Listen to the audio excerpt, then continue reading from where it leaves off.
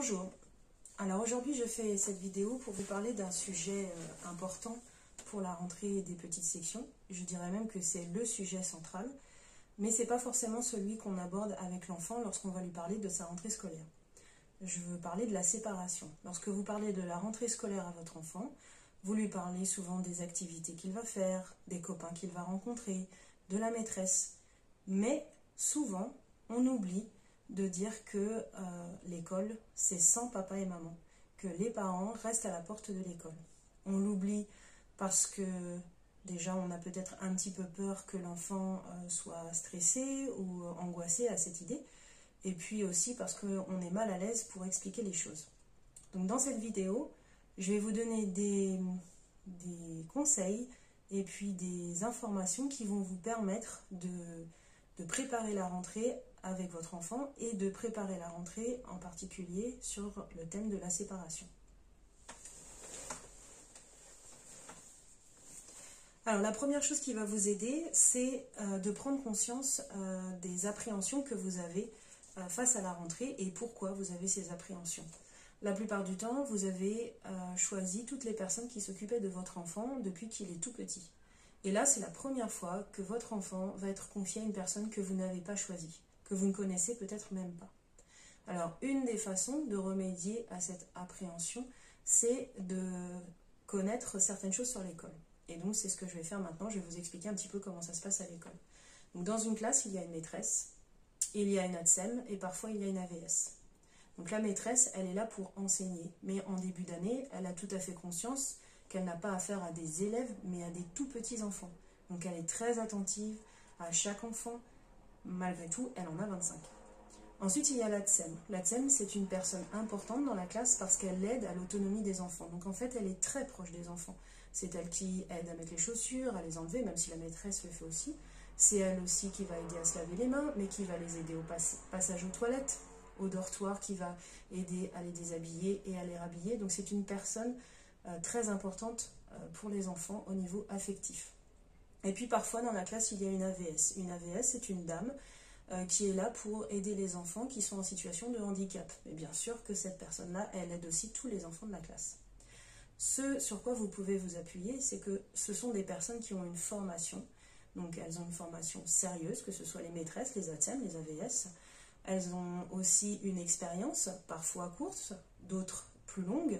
Donc elles savent comment s'y prendre avec les enfants et surtout elles savent s'y prendre avec des enfants dans un grand groupe. Ce qui est très différent de vous lorsque vous vous occupez d'un enfant lorsqu'il est tout seul avec vous. Et donc il faut leur faire confiance sur cette expérience. Et si vous avez la moindre appréhension, les jours de rentrée, etc., il ne faut pas hésiter à aller les voir et à discuter avec la maîtresse pour savoir, pour être rassuré par exemple. Alors, le deuxième point consiste à préparer cette séparation et à avoir des éléments pour pouvoir en parler avec votre enfant. Et une des façons, c'est de vous expliquer comment ça va se passer le jour de la rentrée pour que vous fassiez une petite histoire que vous allez raconter à votre enfant. Donc, le jour de la rentrée, vous allez attendre aux portes de l'école. La maîtresse va vous faire rentrer dans la cour. Elle fera l'appel des différents enfants qui seront dans la classe et ensuite vous pourrez aller avec votre enfant jusque dans la classe. Bien sûr, vous n'allez pas y rester très longtemps, mais il faut laisser le temps à votre enfant de découvrir un petit peu le lieu, de découvrir la maîtresse, voilà. Ensuite, il va falloir lui dire au revoir et c'est très important que vous lui disiez au revoir.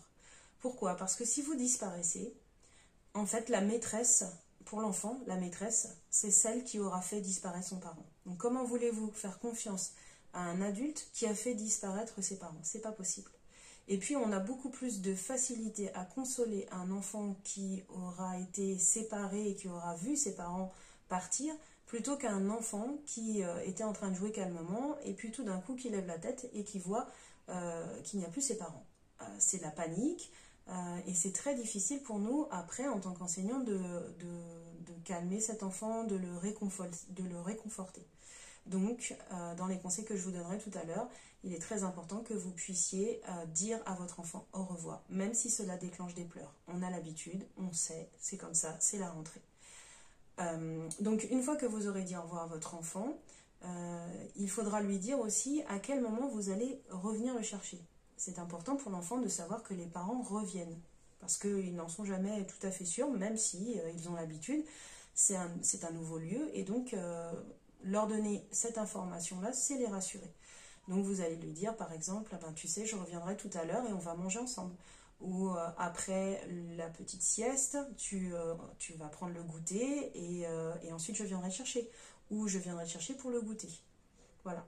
Donc vous allez créer en fait comme ça une petite histoire que vous allez pouvoir raconter régulièrement à l'enfant en lui disant, tu te rappelles le jour de l'école, je t'accompagnerai, je te ferai un gros bisou, je viendrai te chercher au moment du repas du midi, voilà.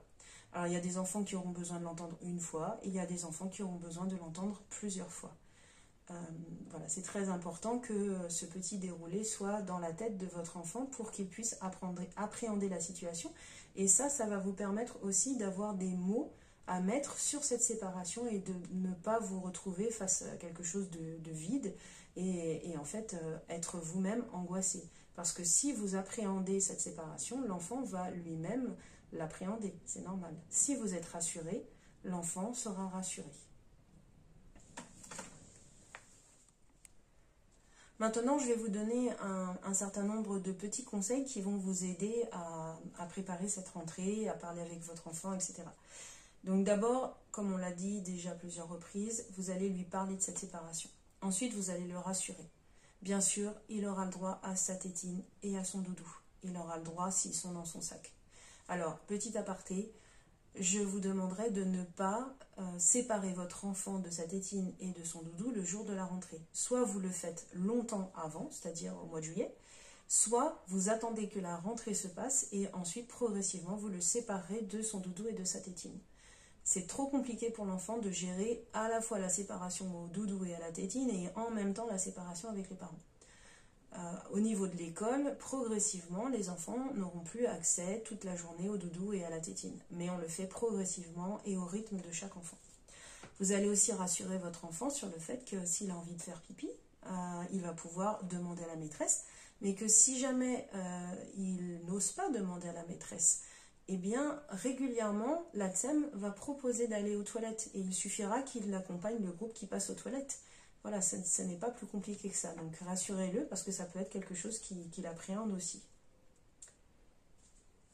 Ensuite, si vous n'avez jamais été séparé avec lui, il serait intéressant durant les vacances de préparer cela en prévoyant des petites séparations, par exemple en le mettant chez papy et mamie 1 ou 2 heures, en le confiant à la voisine si vous avez confiance, pendant que vous allez faire 1 ou 2 courses. En plus, s'il est avec un petit copain du même âge, ça pourra l'aider. Donc ça, c'est des moments intéressants qui vont préparer la rentrée aussi. Le jour de la rentrée, surtout, vous prenez votre temps. Même si vous avez le travail après, prenez votre temps. Prenez le temps de dire au revoir, d'expliquer les choses. Par contre, si la maîtresse vous dit là, il faut partir, faites-lui confiance. Parce qu'un enfant qui pleure, ça ne sert à rien de rester pendant 10 minutes. Il vaut mieux s'en aller. Ça y est, il a compris, vous allez partir, et bien vous partez.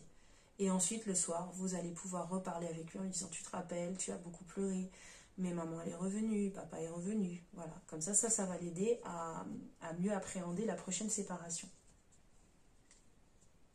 Alors, le jour de la rentrée aussi, vous allez peut-être avoir envie de parler avec la maîtresse à la sortie. Donc il faut savoir que la maîtresse est en responsabilité de 25 enfants à peu près, peut-être un peu plus, peut-être un peu moins.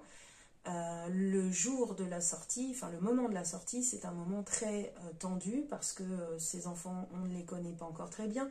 On n'a pas encore forcément identifié quel parent va avec quel enfant. Donc on ne veut pas se tromper, tout le monde a envie de se retrouver. Donc notre priorité, au-delà de tout, c'est la sécurité et les enfants. Donc nous rendons les enfants aux parents, puis nous pouvons accorder un petit temps à chaque parent qui le souhaite, juste pour dire 2-3 mots si ça s'est bien passé, pour vous rassurer. Voilà. Donc soyez convaincus que durant cette année, votre enfant, il va apprendre plein de choses, il va grandir, il va s'épanouir.